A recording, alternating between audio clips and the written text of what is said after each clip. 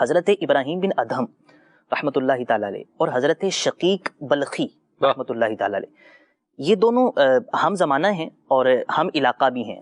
حضرت شقیق بلخی ایک دفعہ حضرت ابراہیم بن ادہم سے ملے اور عرض کی کہ حضور میں نا اپنے رزق کی تلاش اور کام کاج کے لیے جو ہے وہ ایک اپنا علاقہ چھوڑ رہا ہوں اور کسی اور جگہ جا رہا ہوں، وہاں کام کروں گا، کماؤں گا۔ تو حضرت ابراہیم بن ادہم نے گلے ملے، ملاقات کی، ٹھیک ہے جا رہے، الوداعی ملاقات ہو گئی، وہ چلے گئے۔ تقریباً ہفتہ گزرا تو وہ دوبارہ مسجد میں نظر آ گئے۔ تو حضرت ابراہیم بن ادہم رحمۃ اللہ تعالی نے پوچھا کہ شقیق تم یہاں کیسے؟ آپ تو جا رہے تھے اور چند مہینوں کے لیے چلے گئے تھے، تو دوبارہ یہاں پر ہو؟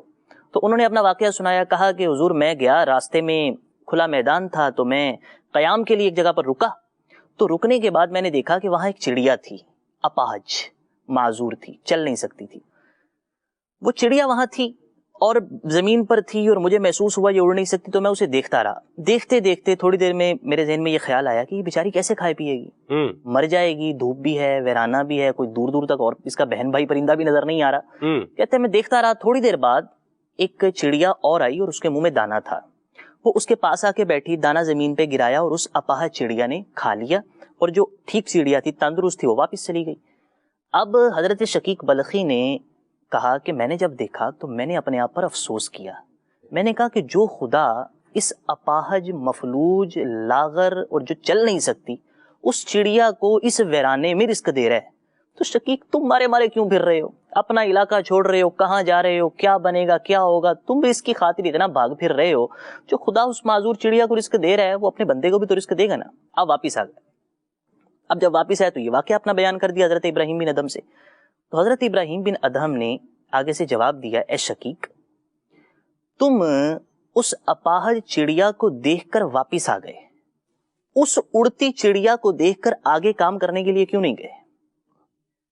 دو زاویے ہیں یہاں پر، آپ اس اپاہج چڑیا کو دیکھ کر واپس آ گئے اور کام چھوڑ دیا، تم اس تندرست چڑیا کو دیکھ کر آگے کیوں نہیں گئے کہ میں خود بھی کماؤں، گھر والوں کو بھی کھلاؤں، خود بھی کماؤں، اللہ کی راہ میں بھی خیرات کروں، خود بھی کماؤں اور لوگوں پر خرچ کروں، معذوروں پر خرچ کروں، اپاہجوں کو اللہ کی نعمتیں دیتا رہوں۔ تو تم نے اس اپاہج چڑیا سے سبق سیکھ لیا، تمہاری آنکھ نے یہ کام کیوں نہیں کیا کہ تم اس تندرست چڑیا سے سبق سیکھتے اور آگے چلے جاتے؟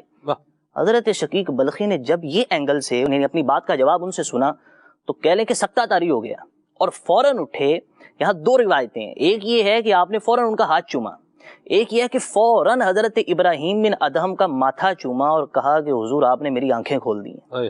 یہ ہے چیز کہ رزق کی تلاش کرنا، اللہ تعالیٰ رزق دینے پر قادر ہے، محنت کرنی چاہیے، ہنر حاصل کرنا چاہیے۔ یہ دو نام لیے نا، صوفیہ میں معروف نام ہے، مگر کام کرتے تھے، ہنر حاصل تھا، کاروبار کرتے تھے، دوسرے شہروں میں جاتے تھے۔